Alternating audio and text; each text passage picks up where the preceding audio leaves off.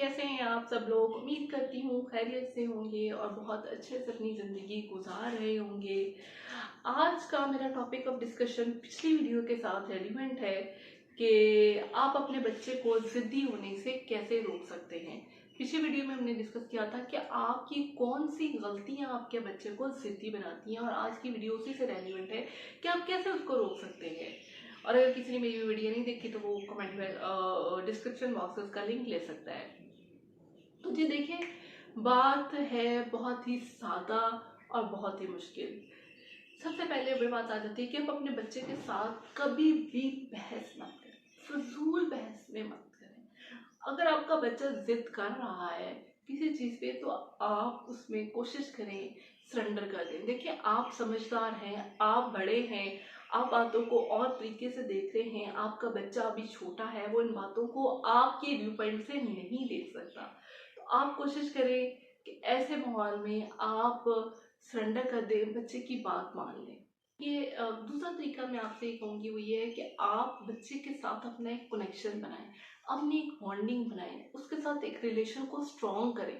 वो आप कैसे करेंगे? देखिए, आप ये चाहते हैं कि आपका बच्चा होमवर्क करे और टीवी ना देखे या मोबाइल फ़ोन ना देखे, तो आप फ्रेंडली वे में के साथ बैठ के मोबाइल फ़ोन देखना शुरू कर दें, या टीवी देख रहे हैं टीवी देखना शुरू कर दें, और प्यार प्यार में बच्चों को होमवर्क की तरह ले होमवर्क की तरफ ले आऊँ, उसकी काउंसलिंग करें, उसको प्यार से समझाएं, उन पे चीज़ें इम्पोज ना करें। जब आप बच्चों पे चीज़ें इम्पोज करेंगे तो वो आपको उसका रिस्पॉन्स देगा। और ये बात आपने याद रखनी है कि every action has equal and opposite reaction.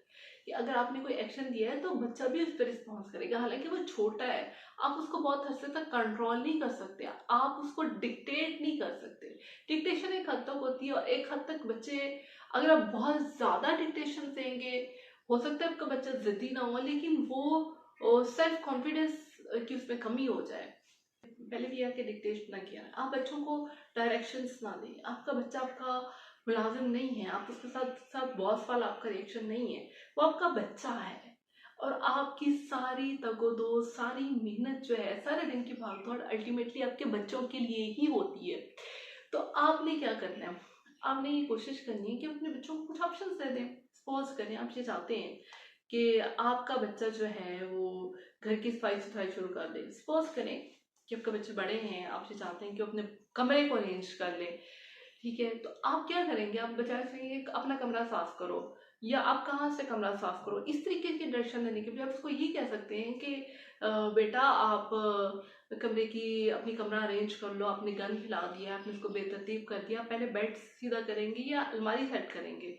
या फिर आप उसके साथ एक कंपटीशन भी डेवलप कर सकते हैं कि देखते हैं कि मैं ये काम करने लगी हूँ, मदर है तो मैं ये काम करने लगा हूँ, देखते हैं कि पहले कौन वाइंड अप करता है।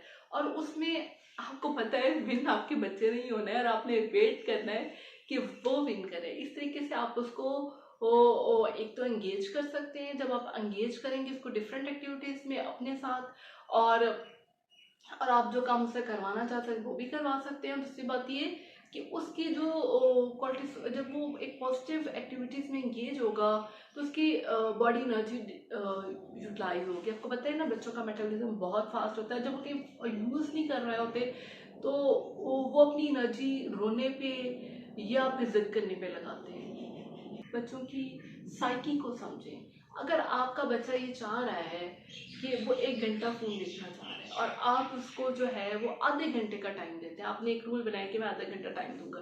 देखिए, रूल्स भी आप अपने बच्चों की बेहतरी के लिए लगा रहे हैं। आपके रूल से उसको अपनी जिद्दी या बागी नहीं बनाना, ये बात आपने याद रखनी है। तो आप उसके साथ निगोशिएट करें, जैसे आप दुकानदार के साथ करते हैं।